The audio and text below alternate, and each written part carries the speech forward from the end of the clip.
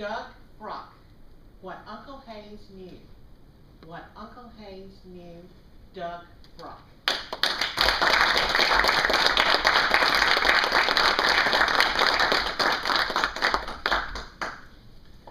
Go tell it on the mountains, over the hills and everywhere.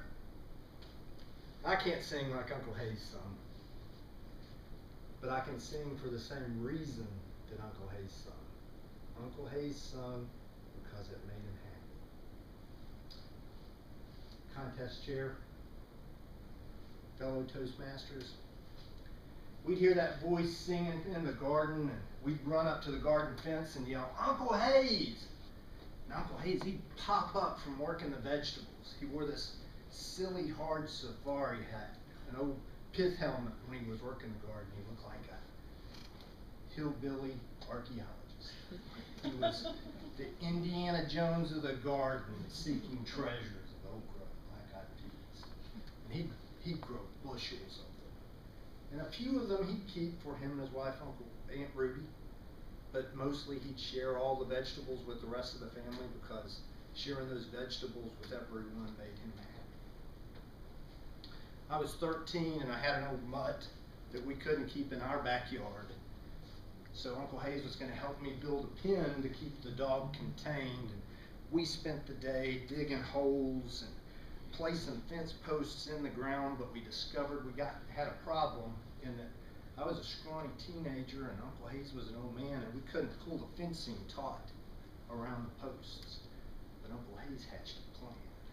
We were going to attach that fencing to the bumper of the old family truck and use the truck to pull the fence taut. Uncle Hayes said, "Jump in there, inch the truck up." I said, "Uncle Hayes, I don't know how to drive." He said, "Oh, it's easy. Just give it a little gas and let the clutch out slow." So I sat down in the cab of that truck and I looked at the speedometer. I was expecting it to give me some instruction or guidance or something. It didn't.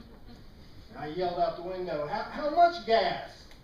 And Hayes very explicitly said, "Just enough." Well, I revved the engine and popped the clutch and lunged that truck forward and yanked every fence post out of the ground. Uncle Hayes just laughed and he said, "That was too much gas." I said Uncle Hayes liked to help the family because it made him happy. I did not say he was especially handy. Uncle Hayes was old. He was always old, as long as I remember. He was weathered and wrinkled. He was missing a couple of fingers from accidents when he was young, a little bit chiseled. And I think he was poor. I don't really remember. He never had a job or a career. He did odd jobs, and he'd trade junk or tools or cars, anything to make a little money. I don't think you'd say he was entrepreneurial or a visionary. He was just a survivor. I don't think Uncle Hayes saw the internet or Craigslist or eBay coming. He just did what he had to do. But in addition to Uncle Hayes being old, he was always happy. He did things every day that made him happy. Him and Ruby didn't have much. They were simple. They had an old Ringer washing machine down in the basement, and Ruby would sing while Hayes would crank the wringer on that washer and feed the clothes through. Ruby made him happy, singing. The old house they were in, it just had a single coal heater to provide heat. But Uncle Hayes, he practically skipped to the shed that was next to the barn. He'd shovel coal into a bucket and happily bring it back in the house to stoke the fire in that coal heater. I never once heard him complain about it. He was just grateful to have the warmth, the heat. I'm teaching my son, who's 15, how to drive. And he likes to stare at the speedometer while he drives.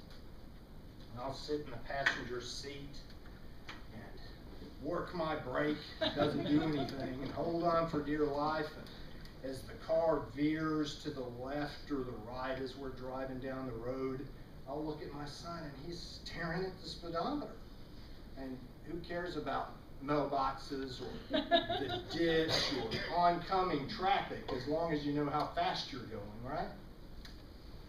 But how many of us are guilty of that same mistake in life? And that we worry so much about goals and big ideals that we don't take the little steps each day to accomplish what we want to accomplish. Uncle Hayes, somehow he knew that. He knew in order to be happy, all he had to do were little things every day that made him happy. And I hope I can share that with my kids, that knowledge, maybe with you, that you can't accomplish anything by thinking about it, or worrying about it, or even planning for it. You have to take little steps